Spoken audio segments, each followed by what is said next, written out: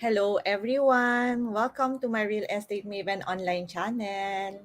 Ayan, nag-live ako today because I want to talk to property sellers. No, I have a very important message to you. So, kwento ko lang, no? Few months ago, merong property seller na nagpunta sa akin. And she came to the office and asking na ibenta namin yung property niya to exclusively sell her property because she was scammed for 100,000 pesos. Diba? So I asked, no, ano nangyari, no? Sabi niya, merong nag-pretend na direct buyer to her and they had negotiations, no? Few days, yeah, umabot on the second week, ganyan. And she was made to believe that it was a real buyer and that the buyer will secure a loan to buy the property. So, okay, di ba? And the pretending buyer said that he would be needing 100,000 para ma-release yung loan as a processing fee. Para ma-expedite yung loan niya, kailangan niyang magbayad ng processing fee. And in less than a week, mare-release na yung loan, mababayaran na yung property seller. Motivated seller as she is, kasi gusto niya na talagang mabenta yung property niya. And by the way, the pretending buyer is a senior, no? Matanda na siya. So, he looks like a well-experienced person. He looks like may pera, ganyan. So, she was made to believe, no? So, nagbigay siya ng 100,000. After that, a week after, sabi hindi para ma-release for some reason. Second week after a month na, nagtaka na siya, hindi pa rin na-release. Until such time, ito pala yung sinabi pa, nagkasakit yung would-be buyer. Ganyan. So, until such time, hindi niya na ma-reach yung phone nung pretending buyer. So, goodbye 100,000 si seller. Welcome to my Real Estate Maven online channel. I hope you will like, subscribe, and click that notification button for the future learnings and videos na gusto mong marinig in my channel. No? So, ano yung lessons? Ano yung lessons here? Yes, IB. Oh no talaga, kaya nga bigla ako napalive, 'di ba? Because of this. Ay ko hindi nakakapagtaka lang but still, 'di ba, we have to share this and share the lessons, no? Ano yung lessons, no? Of course, um, obvious but not so obvious, no? Sometimes yung obvious hindi obvious sa mga motivated sellers. Ah, na yung kailangan nilang mabenta yung property. So, number one, if you are the property seller, you should not in any way give money to anyone to make a sale. Ikaw yung property seller, di ba? It's obvious na ikaw dapat yung magre-receive rather than giving money, di ba? In exchange for your property. Ikaw yung seller. Diba? It's supposedly obvious, but for some reason, hindi talaga nangyayari talaga ang mga bagay-bagay na ayan. So let us all remind ourselves na tayo yung property seller. We should have the last say to our property. It's our possession, di ba? So, don't give in any way. Kahit sa broker, huwag ka magbibigay ng pera para lang mabenta yung property mo. Di ba? It's the other way around. Ikaw dapat yung magre-receive ng earnest money, ng reservation, di ba? Not giving in any way. Di ba? Yung pera. Actually, I forgot to mention, yung 100,000 ng seller, it's her last hurrah. Kumbaga huling pera niya. Kumbaga, kaya nga siya nagbebenta kasi kailangan niya ng cash, 'di ba? So, yun na lang yung pera niya, eh. Sa kaya nakakalungkot talaga that it happened to her. But again, it already happened. So we have to learn from this. So yun, number one, if you're the seller, you should not in any way give money to anyone to make a sale. Yeah. Actually, even brokers um, na-scam din sa ganito na sabi ng buyer sa broker, oh, para mabenta. The same story, para mabenta to, kailangan mag-loan yung buyer natin, mag-release ka ng pera. 'Di ba? Yung mga broker naman or agents, nagre-release ng pera, 'di ba? Yeah, tama ka, Trev, no? Buyer scammer, no? Akala ko nga walang ganyan. Pero it happened, 'di ba?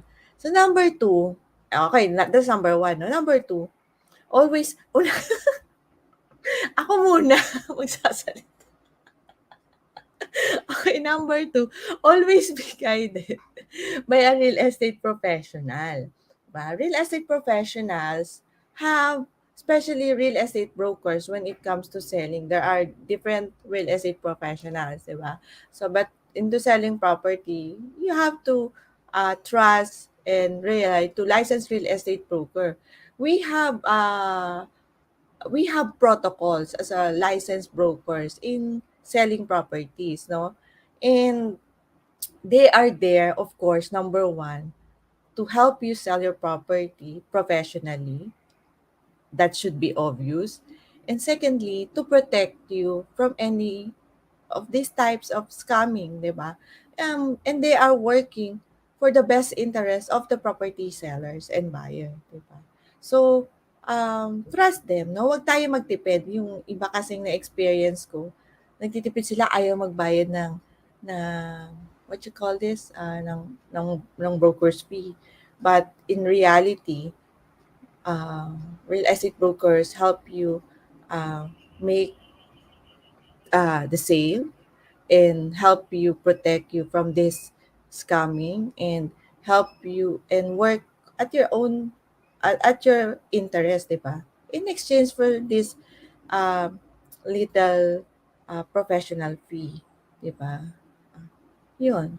So, wag tayong mahiya, wag tayong matakot, wag tayong magtipid, wag na doon sa service na ibibigay ng mga professional sa atin, di ba? Kapag may sakit ka nga, pupunta ka sa doktor, you're willing to pay the doctor para um, gamutin ka, 'di ba?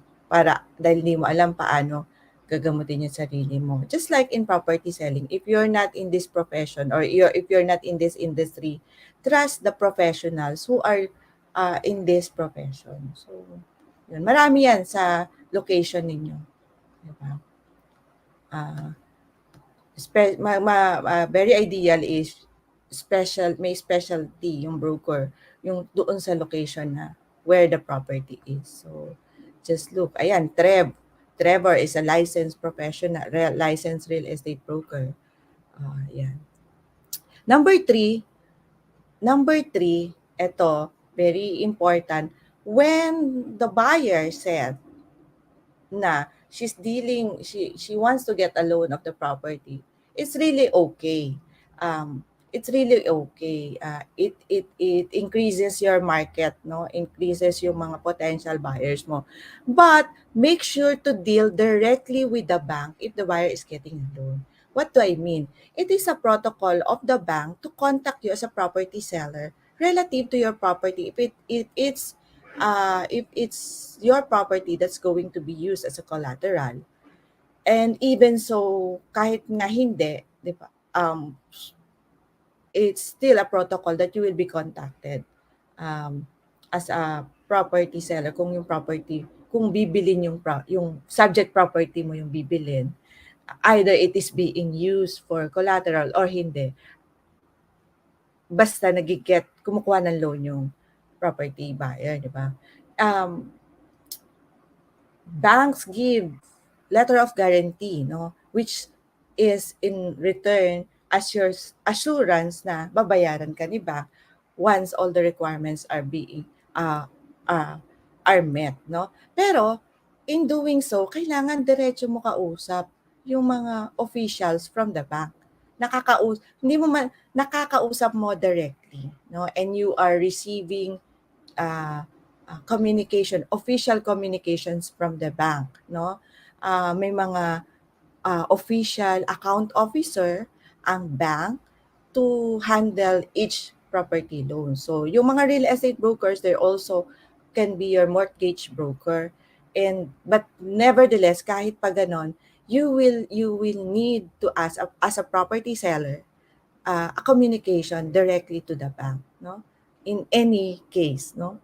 Ah, basta gagamitin for loan or basta maglo-loan, pag sinabi ng buyer na maglo-loan siya, no? Baka nga mas makatulong ka pa, 'di ba? Normally, if your property will be used as a collateral, 'di ba? They will do appraisals, ganyan. A bank will do, the appraisal will do research on your property, and you're the best person, resource person to tell anything about the property that may increase or decrease the value of your property. So, uh, it's very ideal to deal directly with the bank officials, no? If the buyer is getting a loan. So, yan, wag yung, okay, mag-aantay na lang ako ng loan nila, sanabi nila, gagawin nila. I will give all the documents, ganyan. So, that's number 3. Make sure to deal directly with the bank if the buyer is getting a loan. Number 4 is, number 4, very important also, property sellers. Before you give pertinent documents, no, pertinent which means title, tax declaration, realty tax, diba, of your property, ask the letter of intent to your buyer as much as possible, or at least a buyer's registration form. So this is the protocol actually of the licensed broker to their buyers, no? Before you give in to all your documents. Kasi you have also to give them chance naman to check your vera uh, the valid the tawag nito, they have to do their own diligence as well. And ikaw naman as property seller, 'di ba? Before you give into your documents, 'di ba? You have to know who are these people that are getting the documents. 'Di ba? So, at least a buyer's information sheet, better if letter of intent. So, yung mga magagaling na brokers, kaya na, and talagang interesadong buyers, they really give letter of intent. Anyway, meron namang caveat sa mga letter of intent relative to the documentation of your property, di ba? Kung meron pala yung hindi pala clean title yan, or anything that has that will affect the legality of your property. So, the letter of intent, dapat nandun yun, may caveat yun. So you ask your real estate broker to help you on that, or your lawyer to assist you in giving the buyer to giving the letter of intent. Diba? Yeah. So all professionals know this. No? Kaya, trust them and rely on them in the process, di ba? Para hindi kayo basta-basta rin, yun nga, makukuhanan. Worst is makuhanan kayo ng pera. Number 2, baka magamit yung details of the property to a not so good intentions, di ba? So to protect you also, kasi ano yan pertinent documents yan, title, tax declaration, and never, ito pala, but before that, never give the original title to anyone but to register of deeds. As much as possible, kami in the office, no, we ask not to get the title, the original title, until it will be given to the register of deeds. So, dapat ikaw lang at register of deeds lang ang ano yan, ang what you call this, ang nag-uusap. Unless, of course, fully paid na yung yung kaliwaan yung transactions, no? pwede rin yun. Diba? So, before you give the original title, no? Marami namang ways to verify yan eh. So, your professionals know this. Priscilla, hi. Oo, thank you for... yan. Hi! Yan. Hi, Priscilla. Ayan. So, yan. Saan na nga ba ako? Yun, number 4. Yun, don't just give pertinent documents. And, ayan. Number 5, last but not the least, number 5, I think very important, no? So, I'm sure when the pandemic happened, lagi nyo itong ginagawa. And why not also do this to your property buyer? Pray for the would-be buyer, no? Kung siya ba yung tamang buyer, no? Uh, is he or she the right person to own your property? Matagal mo yan. Let's say, bahay nyo or in property investment for a long time, di ba? So, pray kung para sa kanya nga, di ba? Talaga yung property. Don't say yes to immediately to anyone, no? Who gives offer. Don't say yes. Pray for them first before giving yes to the new owner. So, yun. Lahat naman yan dapat pinagdadasal, di ba? Even di lahat ng pera na may pera tatanggapin mo, 'di ba? So we also want to protect ourselves to people. Saan ba galing ang pera na 'yan? Mga gano'n. Siyempre we want to have a very truthful transaction and malinis and uh, yung property will be handed to um, uh, the right buyer. Diba? So yun lang yung at least na 5 tips that I can give you as property seller so that you will not be able to experience this uh, scamming of uh, the would-be buyers, no? Actually, first time ko to ma-experience from a property seller. Ako na-experience ko to personally as a licensed broker. No, mga more than 15 years ago, bata pa ako. Niloko ko ng buyer. Yan. It's just that it is my first time na ma-experience na yung seller yung na na nakuhanan ng pera. Yun. Ako nga, yung as a broker before, parang that time nakuha sa akin 5,000 pero halos kalahati na yun ng sweldo ko 15 years ago. Kaya grabe yung iyak ko. Ayan. So, mas lalo pa to ngayon. 'Di ba? So, the pandemic, actually pandemic to nangyari. So, lahat ng mga scam na pwedeng mangyari pala, nangyayari during pandemic, no? Ayan, nakuha na siya ng 100,000. Ang laki. So, actually this is a reservation fee, no? Sabi ko, it is a reservation fee. Dapat ikaw yung humingi niyan sa buyer mo. But anyway, so the lessons are, again, number 1, if you're the property seller, you should not in any way give money to anyone just to make a sale. Number 2, always be guided by a real estate professional. In selling, trust the licensed real estate brokers. Number 3, make sure to deal directly with the bank if the buyer is getting a loan.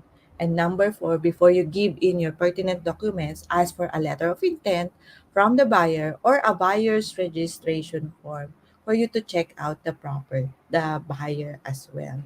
And lastly, pray for the would-be buyer if he or she is the right person to become the new owner. So yun muna. Thank you so much for listening. I hope you learn a lot, and if you think someone needs to hear this message, don't forget to share this link. And of course, subscribe to my YouTube channel and Facebook, di ba? You can also send stars for future videos. Ayan, si Sis Pres para mas marami kaming ibigay sa Anawim at sa iba pang mga ministries. Yeah. So, yan. Thank you so much and God bless you all. Ayan. See you until my next videos, future videos. Yan. So, pag may message ulit. God bless you all.